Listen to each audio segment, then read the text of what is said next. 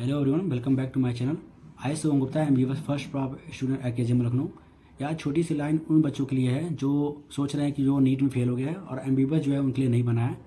हाथों की लकीरों को क्यों देखते हो, किस्मत उनकी भी तो होती है जिनके हाथ नहीं होते हैं। यार होप कि तुम्हें जो इस लाइन से मोटिवेशन मिले। यार ज़िंदगी गुजर जाती है और रिग्रेट रह जाता है। जो तुम सोच रहे हो कि काश थोड़ी सी और मेहनत कर लेता, जो इस बार 550 नंबर आ रहे हैं, थोड़ी सी और मेहनत कर लेता तो शायद 600 या 650 नंबर आ सकते थे।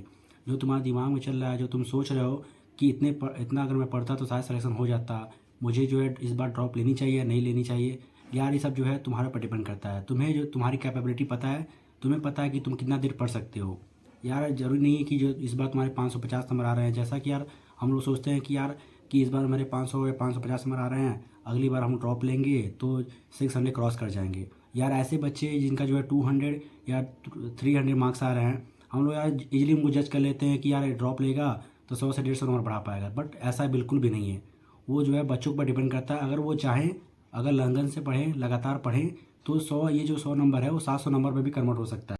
तो यार जैसा कि कुछ साल से ट्रेंड चल रहा है, जो पेपर बन रहा है वो एनसीईआरटी बेस्ड भी बन रहा है। बट फिर भी जो है बच्चों को डर लगता है कि यार पेपर कहाँ से आएगा, कहीं टफ तो नहीं आएगा, कहीं डिफिकल्ट तो नहीं आएगा। तो जैसे यार मुझे भी अपने प्रिपरेशन के दौरान जो है लगता था, मैं भी सोचता था यार पेपर कहीं कठिन तो नहीं आएगा, लेंदी तो नहीं आएगा। बट यार पेपर कोई बनाए, चाहे एनटीए बनाए चाहे एनएमसी बनाए, पेपर जो है एनसीईआरटी बेस्ड ही बनेगा। ठीक है, एनसीईआरटी के बियॉन्ड जो है पेपर नहीं बनेगा। तो आपको भी जो है एनसीईआरटी ही पढ़नी है, एनसीईआरटी से ही शुरू करनी है और एनसीईआरटी पे ही ख़त्म करनी है। यार एक बात सब बोलते हैं कि एनसीईआरटी को जो है 10 से 20 बार पढ़ो तो एनसीईआरटी की मतलब बायो में जो है 360 में 360 आ जाएंगे।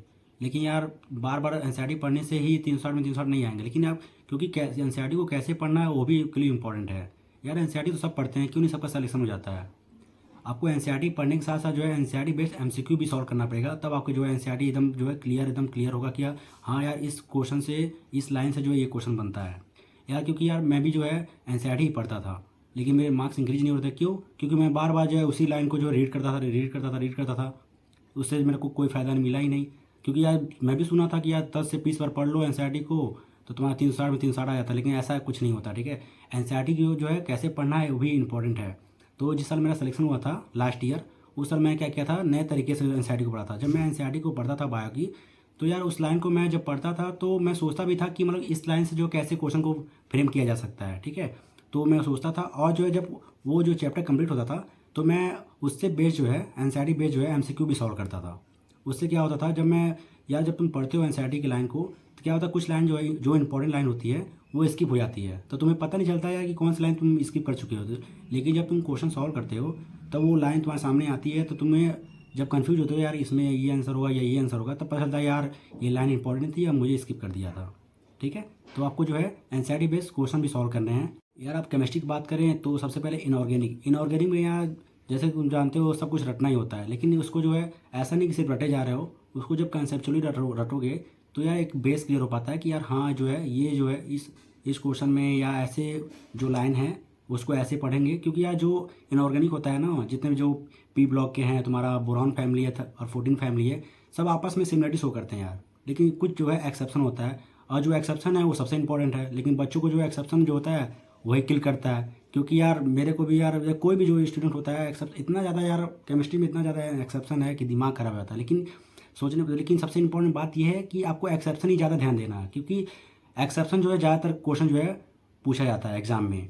तो आपको जो है एक जो जितने भी एक्सेप्शन दिए हुए हैं इनऑर्गेनिक में, उसको जो है आपको राइट डाउन करना है एक पेपर पे, या आपकी जो एनसीईआरटी बुक है उसी में जो है जिस चैप्टर का आप पढ़ रहे हो वहाँ का जो एक्सेप्शन है उसको किनारे आप लिख लो, और उसको आप जो है बार बार पढ़ते रहो, या अपने जो है जहाँ पर स्टडी टेबल है उस पर जो है कहीं आप पेज पे लिख लो और चिपका दो। ठीक है, उसको आप बार बार पढ़ते रहो।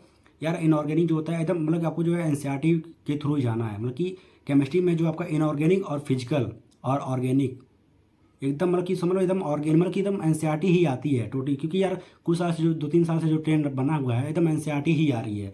जो इनऑर्गेनिक में जो इंटेक्स क्वेश्चन होते हैं, ठीक है, और जो एक्सरसाइज के क्वेश्चन होते हैं वहीं से आ रहा है। ठीक है, और बात करें ऑर्गेनिक की, तो ऑर्गेनिक में जो नेम रिएक्शन है, जितने भी नेम रिएक्शन है सबसे पहले तुमको वो पढ़ना है। वो उसको क्या करो, तुम पूरे नेम रिएक्शन को एक पेज पे लिख लो। ठीक है, और उसको जो है अपने दीवार पे या आप जहाँ स्टडी टेबल है उसको चिपका लो, और जितने भी नेम रिएक्शन है उसको अच्छे से पढ़ लो, उसके रिएक्शन को, उसके मैकेनिज्म को।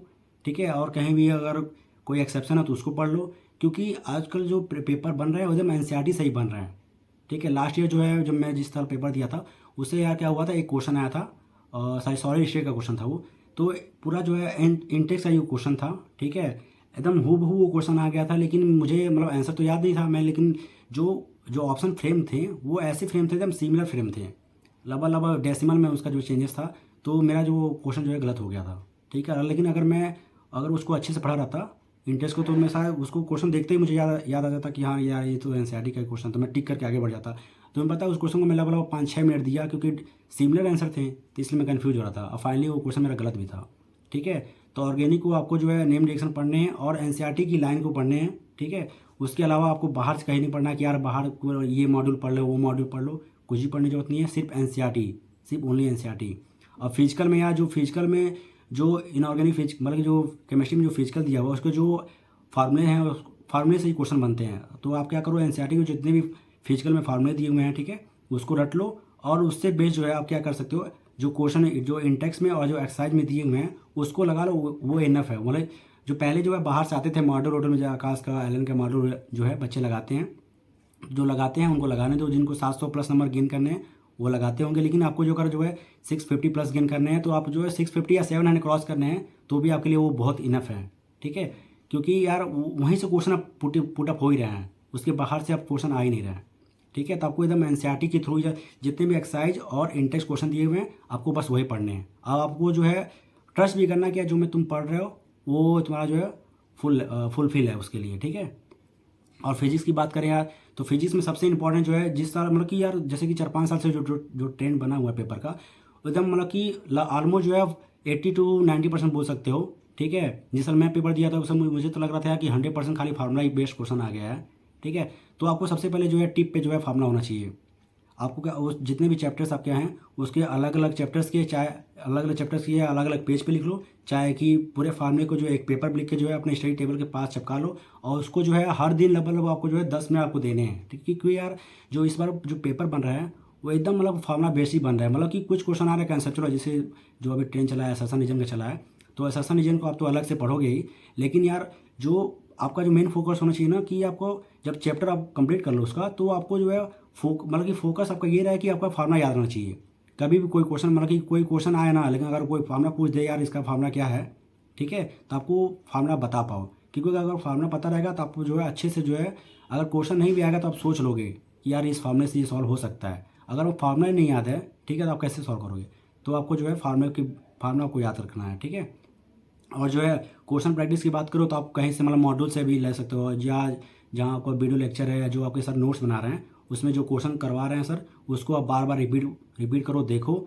और किसी कोई मॉड्यूल सॉल्व कर रहे हो आप आकाश का, चैलेंज का, वहाँ के जो है ज़्यादा ही नहीं कि बहुत सारा क्वेश्चन आप सॉल्व कर रहे हो, हाँ मतलब पर चैप्टर से आप 100 क्वेश्चन उसको सॉल्व करो, और जो जो इंपॉर्टेंट क्वेश्चन है उसको मार्क कर लो। और सबसे इंपॉर्टेंट बात, जो PYQ है, प्रीवियस ईयर का जो क्वेश्चन है, उसको सबसे पहले लगाने की जरूरत है तुम्हें, ठीक है। जो लास्ट 10 ईयर के जो पेपर है उसको एकदम बार बार लगाओ, क्योंकि जो जो पेपर बन रहे हैं जो है वो रिपीटेड हो रहे हैं, ठीक है। 60 to 70% जो है एकदम रिपीटेड हो जा रहा है, बस क्या न्यूमेरिकल वैल्यू चेंज रहा है, सेम फार्मूला रहता है, सेम क्वेश्चन रहता है, ठीक है। तो आपको PYQ जरूर लगाने हैं। जेईमेन के अगर आपको मतलब कि थोड़ा सा फिजिक्स आपका स्ट्रॉन्ग है तो आप जेईमेन के पेपर लगा सकते हैं, ठीक है। 4-5 साल के पेपर लगा लेंगे वो भी, लेकिन ऐसे नहीं कि बहुत लेंदी पेपर, वैसे नहीं, जो शॉर्ट क्वेश्चन जो है नीट टाइप के जो पेपर है उनको आप लगाएंगे, ठीक है। तो यार ये जो आपका फिजिक्स में हो गया, मतलब कि आपको फिजिक्स में क्या करना है, अपने नोट्स को देखना है, वीडियो लेक्चर को देखना है, ठीक है, फार्मूला शीट को देखना है, और जो है MCQ सॉल्व करने हैं। और MCQ में जो आप सॉल्व कर रहे हैं, जो आपको लग रहा है कि यार ये रिपीटेड क्वेश्चन है, तो उस पर आप स्टार मार्क बनाएंगे। तो जो लास्ट टाइम क्या होता है, आप उसी स्टार मार्क क्वेश्चन को जो है ध्यान देंगे। तो यार इतना हो गया कि और तुम्हें जो कोई क्वेरीज होती है, ठीक है, तो कमेंट में तुम मुझे कमेंट कर सकते हो। अगर मेरे पास समय रहेगा तो मैं तुम्हें जो है रिप्लाई जरूर दूंगा, ठीक है। Okay, thank you.